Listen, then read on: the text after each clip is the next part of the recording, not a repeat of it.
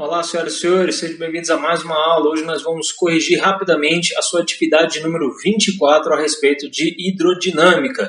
Então, sem mais delongas, vamos lá, vamos começar. Primeira questão da UNB diz assim: animais como coelhos e toupeiras constroem suas tocas com mais de uma abertura, cada abertura localizada a uma altura diferente. Conforme ilustrado na figura 1 abaixo, nas proximidades do solo, o módulo da velocidade do vento aumenta com a altitude, conforme ilustra a figura 2 a seguir. A análise do princípio de Bernoulli permite afirmar que, em regiões onde a velocidade do ar é alta, a pressão é baixa, e onde a velocidade é baixa, a pressão é alta. Com base nas afirmativas acima, julgue os itens a seguir. Letra A. Uma toca com duas aberturas no mesmo nível terá melhor ventilação que a apresentada na figura 1, sob as mesmas condições do vento. Falso, né, pessoal? Ali diz, né, que conforme muda a altitude, muda-se a velocidade do vento. E o próprio princípio de Bernoulli reforça que quanto maior a velocidade, menor a pressão. Então, o que está acontecendo aqui? Se a velocidade na abertura 2 ela é maior, a pressão aqui vai ser menor. Logo, o ar, né, vai ser pressionado ao longo do duto, né? Ele entra pela abertura 1 e sairia pela abertura 2. Uma vez que na abertura 1 a velocidade é menor, então a pressão seria maior. Se eu aumento a pressão, menor velocidade, então pela diferença de pressão nós temos o deslocamento do ar aqui por dentro da toca, né? E o que torna o item, a letra A é falsa. Bom, na letra B ele fala aqui, ó, se um arbusto crescer nas proximidades da abertura 1, a forma dificultar a passagem do vento sem bloquear a abertura. Então a ventilação na toca será melhorada. Se eu colocar uma abertura, né, um arbusto aqui, o que vai diminuir ainda mais essa velocidade do vento, o que vai acontecer? A pressão aqui vai aumentar ainda mais. E a ideia é que realmente vai melhorar, né, a passagem de vento por dentro do duto, porque a diferença de pressão vai ser maior. Então esse item está corretíssimo. Na letra C, a variação da pressão, P1 menos P2, é diretamente proporcional à diferença dos módulos das velocidades. Aqui você pensa na relação, né? Quanto menor a velocidade, maior a pressão. Mas esse item está incorreto. Ele está incorreto porque, segundo, né, a lei de Bernoulli, né, a equação de Bernoulli, quando a gente faz uma análise, quase que uma análise energética, né? E quando a gente analisa aí a energia cinética, ou seja, a velocidade, né? Levando em consideração a velocidade, a gente vê que é o quadrado, né? Então, ele é diretamente proporcional ao quadrado das velocidades, o que torna o item aí incorreto, porque ele coloca somente o módulo das velocidades. Então, ele está incompleto. Tá? Esse tipo de questão caía muito na UNB, muito no CESP, em que ele colocava quase que a letra da lei, né? E se faltasse uma vírgulazinha, o item estava incorreto. É uma questão um pouco antiga, a UNB parou de fazer isso, então não se preocupem, ou vai estar muito certo ou vai estar muito errado. Essa pegadinha de, tá faltando um detalhezinho lá, né? Está incompleto, o que torna o item errado, a UNB, graças a Deus, está deixando de fazer. Bom, na letra D, ele fala: a circulação de ar no interior da toca mostrada na figura 1 ocorre da abertura 1 para a abertura 2. Perfeito, também está correto. Beleza? Mole, mole, fácil, fácil, né? Vamos para o próximo.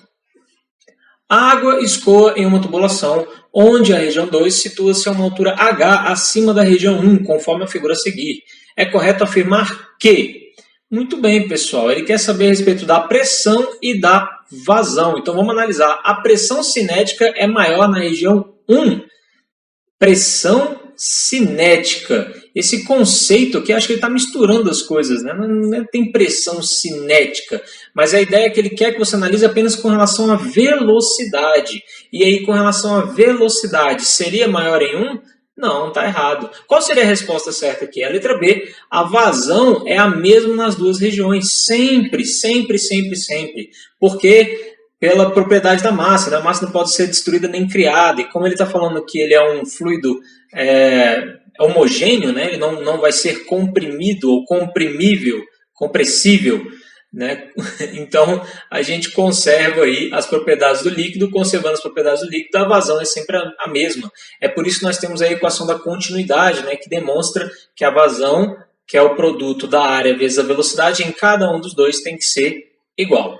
Beleza? E os demais itens aí estão incorretos. Bom, vamos para a próxima. Em uma cultura irrigada por um cano que tem a área da secção reta de 100 centímetros quadrados, passa água com uma vazão de 7.200 litros por hora. A velocidade de escoamento da água nesse cano é em... Então, para saber a vazão, né, a velocidade de escoamento, a gente usa a fórmula da vazão, já que ele deu para a gente aqui, né, a vazão e deu também a área da secção transversal. Né? Então, a fim de descobrir a velocidade, vazão pode ser escrito pela variação volume no tempo ou também em função da área vezes a velocidade, como a gente já viu anteriormente. Então, está aqui, em função da área vezes a velocidade. Né? Como ele quer a velocidade, eu vou pegar essa área e vou passar para o outro lado, dividindo. Muito bem, já podemos substituir os valores, porém, os valores não estão no Sistema Internacional de Unidades, então a gente tem que adequar isso daqui. Centímetro quadrado, pessoal, quando eu transformo para metro quadrado, eu tenho que dividir por 10 a quarta, né? Dividir por 10 a quarta, ou multiplicar por 10 a menos 4. Toda vez que você tem tabela de grandeza, né? Quando está ao quadrado, a gente ou faz divisões por 100 ou multiplicações por 100. Então, 100 centímetros quadrados, eu multiplico por 10 menos 4, que é o mesmo que escrever 1 vezes 10 a menos 2 metros quadrados. E a vazão, ele deu 7.200 litros por hora, né? Eu posso transformar a hora para minutos, e uma hora tem 60 minutos. Para eu saber por minuto, basta eu dividir por 60. Então, 7.200 litros a cada 60 minutos é o mesmo que 1.200 litros. Não é 1.200, é 120 litros. Isso aqui está errado, viu? 120 litros por minuto, e aí divididos por 60 novamente, nós temos 2 litros por segundo. Tudo bem? E 2 litros por segundo não está no Sistema Internacional, eu tenho que transformar o litro para metro cúbico. Lembrando que 1 litro é o mesmo que 1 decímetro cúbico, e aí transformando de decímetro cúbico para metro cúbico, a gente tem que dividir por 1000, o que em notação científica é multiplicar por 10 a menos 3. Lembrando sempre da tabela de grandeza. Então, quando a gente está trabalhando com metro quadrado, a gente faz divisão e multiplicação por 100. E quando a gente está com metro cúbico, a gente faz divisão e multiplicação por 1000. Beleza? Então tem que lembrar, isso aqui você aprendeu lá com a titia Teteca, lá na 4ª série, né? Se eu não me engano, tinha até uns palitinhos que você trocava isso daqui. É a tabela de grandezas, pessoal. Quando a gente fala metro, decímetro, centímetro, a gente faz multiplicação e divisão por 10. Metro quadrado, centímetro quadrado, milímetro quadrado, multiplicação por 100, e metro cúbico, centímetro cúbico, milímetro cúbico, multiplicação e divisão por 1000. Beleza? Então, nós temos que 1 litro é 1 decímetro cúbico, é o mesmo que 1 litro. Basta você imaginar aí um cubinho, né? Em que tem 10 centímetros por 10 centímetros por 10 centímetros. Se você imaginar um cubo aí, com todas as dimensões sendo 10 centímetros, isso daqui seria o equivalente a 1 litro. Beleza? Meu desenho está maravilhoso, né? Então, se você pegar aí um cubinho de 10 centímetros por 10 centímetros, imaginar aí, você vai ver que ele tem exatamente 1 litro. Né? Aqueles que bebem muito refrigerante, numa Coca-Cola tem 2 litros. Né? Então, seria mais ou menos 2 cubinhos desse empilhado um em cima do outro. Eita, que eu já não consegui desenhar mais nada. Bagunça. Beleza, você entendeu, né? Isso aqui é uma Coca-Cola, 2 litros. Então, vamos lá. Vamos substituir os valores, então. Nós temos aí a vazão 2 vezes 10 a menos 3 e a área 1 vezes 10 a menos 2, o que nos dá 2 vezes 10 a menos 1, e você pode marcar lá, resposta letra B de bola, a velocidade é 0,2 metros por segundo. Beleza? Super tranquilo, super de boa, essa questão bastava aplicar aí o conceito de vazão. Vamos à próxima. Um fluido ideal percorre um cano cilíndrico em regime permanente, em um estrangulamento onde o diâmetro do cano fica reduzido à metade. A velocidade do fluido fica, então vou pedir para você imaginar aí um duto em que você diminui ele pela metade. Lembrando que esse duto ele é cilíndrico. A gente vai usar então a equação da continuidade, né, a fim de determinar a relação entre área e volume. Lembrando que a área de um cilindro, né? A área da secção transversal de um cilindro é um círculo. E a área de um círculo é πr ao quadrado. Então, nós temos aqui πr ao quadrado, a área, beleza? 1 vezes a velocidade 1 vai ser πr ao quadrado 2 vezes a velocidade em 2. Então, o que acontece quando eu pego esse raio aqui e divido ele pela metade, né? Lembrando, se eu estou multiplicando os dois lados da equação por π, eu posso cortar o π com π, né? Facilitar a minha conta. E aí eu vou substituir no lugar do raio 2, eu vou dividir o raio 1 pela metade, né? Que é o que ele falou. Se eu pego o raio 2, né, e pego ele como sendo metade do raio 1, está aqui, substitui o valor. Então, no raio 2 vai ser raio 1 dividido por 2.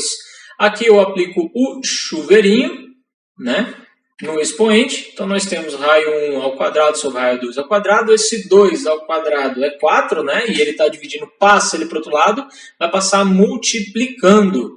Eu tenho aqui raio 1 ao quadrado, eu posso cortar os dois. Ficou, então, que a velocidade em 2 vai ser 4 vezes a velocidade em 1. Ou seja, eu estou quadruplicando a velocidade quando eu tenho um duto cilíndrico, né?